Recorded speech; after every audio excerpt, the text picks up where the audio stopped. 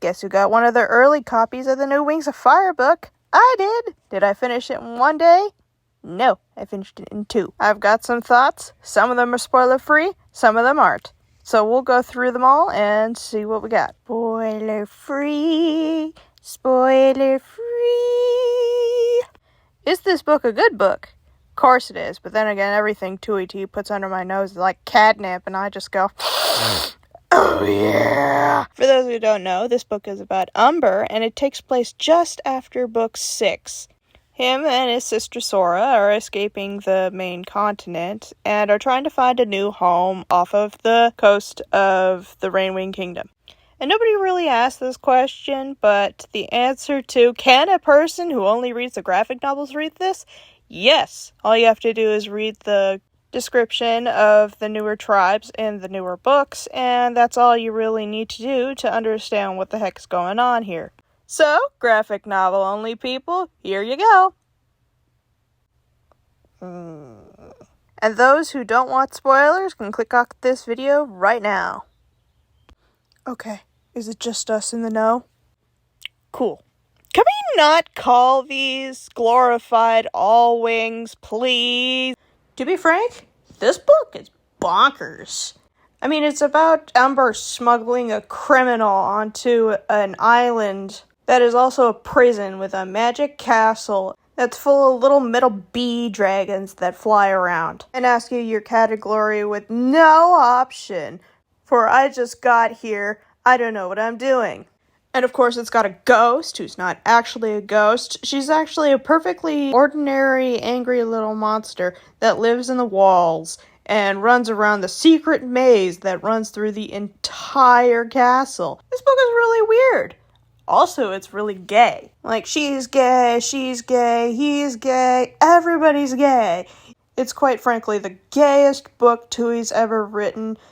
And I'm all for that. I'm glad Tui's getting into her yaoi era. And on top of that, I got a new favorite character. She's essentially all of Huntrix from K-pop Demon Hunters rolled up into one dragon. Aurora's amazing, incredible, and oh so slay. But so are a lot of Tui's characters, so I don't know why I vibe with this one so much. What are you looking at? Also, Krakens are canon now. Everyone, hop on making those Kraken OCs. But yeah, in all seriousness, we got 2 new tribes. The Wild Wings, which everyone is calling glorified all wings, and the Sharp Wings, which are essentially just 20 little metal dragon guys. And there's only 20 of them, so only 20 of us get to make OCs.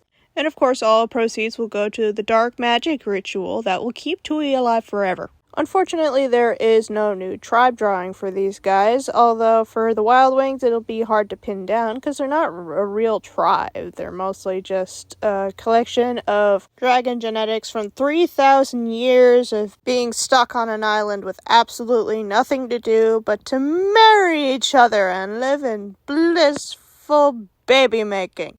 The Dungeon Isle's history is eerily similar to that of modern-day Australia, especially with the animal names that all of the dragons have this time around. For those who don't know, after Australia was discovered, the British essentially set all their favorite and least favorite criminals to spend their time living in essentially a hellscape for people who are used to gloomy weather and fog all the time. The only thing I don't like about this book is Tui T is doing the Dragon Memory TV again. It was cool the first time in Dangerous Gift, but I don't know, doing it in every single book since that book is kind of getting tiring, and I miss the days when we just found out about stories lost to history through observation and discovery. And the solution to breaking down the barrier to the Dungeon Isle is kind of a little bit convoluted. I mean, really? Peregrine installed a failsafe that you could easily crack that nobody's been able to figure out for 3,000 years? I don't know, I kind of wanted a more clever solution than just that. But it's kickstarting the new plot for the next arc, which is going to be very interesting, I'm hoping. The 2 dragonettes with the exact same destiny, one born and raised as a comfortable, healthy little dragonette, and the other one, we don't know, but I'm guessing it's not great, all to break the Dungeon Isle, but but now all the queens are gone. This is gonna be insane, and I'm all here for it. See you next book, guys.